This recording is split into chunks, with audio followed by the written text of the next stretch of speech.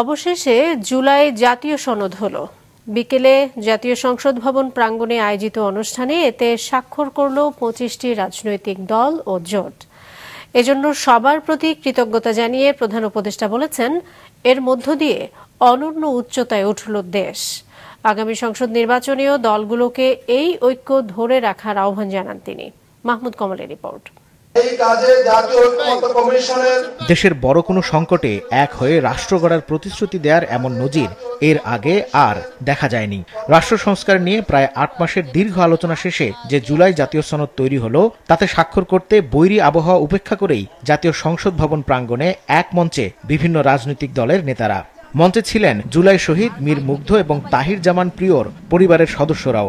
প্রধান উপদেষ্টা ডক্টর মোহাম্মদ ইউনূস সেখানে পৌঁছালে সবাই তাকে স্বাগত জানান। জাতীয় সঙ্গীতের মধ্য দিয়ে শুরু হয় মূল অনুষ্ঠান। শুরুতেই বক্তব্য রাখেন জাতীয় ঐকমত্য কমিশনের সহসভাপতি ডক্টর আলী রিয়াজ। তাগিদ দেন এই সনদ দ্রুত বাস্তবায়নের। এই জাতীয় সনদ কেবলমাত্র রাজনৈতিক দলগুলোর মধ্যে সম্পাদিত চুক্তি নয়, এ হচ্ছে নাগরিকের সঙ্গে রাজনৈতিক দলগুলোর এবং রাষ্ট্রের একটি সামাজিক চুক্তি। এই যে জাতীয় দলিল তৈরি হয়েছে তার দ্রুততার সাথে বাস্তবায়ন ঘটবে। নাগরিকদের মতামতের মধ্য দিয়ে এই দিক দিশা নির্দেশক বাংলাদেশ রাষ্ট্রকে ভবিষ্যতে পরিচালনা করবে। এরপর আসে সেই মাহেন্দ্রক্ষণ। বিএনপি, জামায়াত, ইসলামী আন্দোলন ও গণ অধিকার পরিষদ সহ জুলাই সনদে সই করেন ২৫টি রাজনৈতিক দল ও জোটের নেতৃবৃন্দ। ঐকমত্য কমিশনের আলোচনায় মোট ৩৩টি দল ও জোট অংশ নিয়েছিল।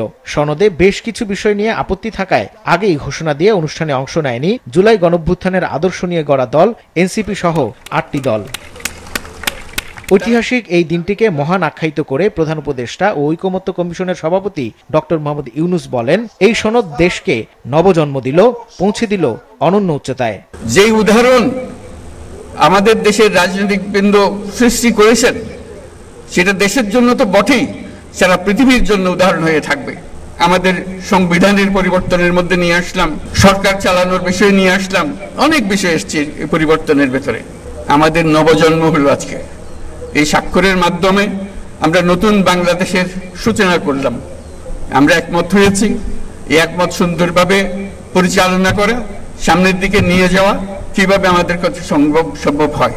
আমাদের তরুণটা ছাড়া পৃথিবীতে এত তরুণ দিতে পারে, এত তাজা শক্তি দিতে পারে, এত সৃজনশীল মানুষ দিতে পারে, এত বিশ্বস্ত মানুষ দিতে পারে, দেশ খুঁজে পাওয়া যাবে না। কাজে সেই দেশকে গঠন করার দায়িত্ব আগামী সরকারকে নিতে হবে, পরবর্তী সরকারগুলোকে নিতে হবে। সেটার জন্য এই প্রস্তুতি হচ্ছে এই আমাদের সনদ। এই সনদের মাধ্যমে আমরা আরেকটা বড় কাজ করলাম। আমরা বর্বরতা থেকে সভ্যতায় আসলাম। আগামী নির্বাচনেও দলগুলোকে এই ঐক্য ধরে রাখার আহ্বান জানান প্রধান উপদেষ্টা। ঐক্যের সুর দিয়ে আমরা নির্বাচনের দিকে যাব। ফেব্রুয়ারিতে নির্বাচন হবে এবং এই ঐক্য যেন বজায় থাকে। আজকে ঐক্যমত্যে আমরা যেরকম সনদ করলাম, এই রাজনীতির ব্যাপারেও, নির্বাচনের ব্যাপারেও আপনারা রাজনৈতিক নেতারা বসে, বিভিন্ন দলের নেতারা বসে একটা সনদ করেন, কিভাবে নির্বাচন করবেন। সবাই মিলে এমনভাবে নির্বাচন করব, কোন দুনিয়ার কোনো কেউ এসে বলতে পারবে না এখানে ক্ষতি হয়েছে, এখানে গোলমাল হয়েছে, এই কথা যেন বলতে না পারে। বাইরের লোক এসে কেন আমাদেরকে বলবে তোমরা এটা ঠিক করে নাই, ওটা ঠিক করে নাই।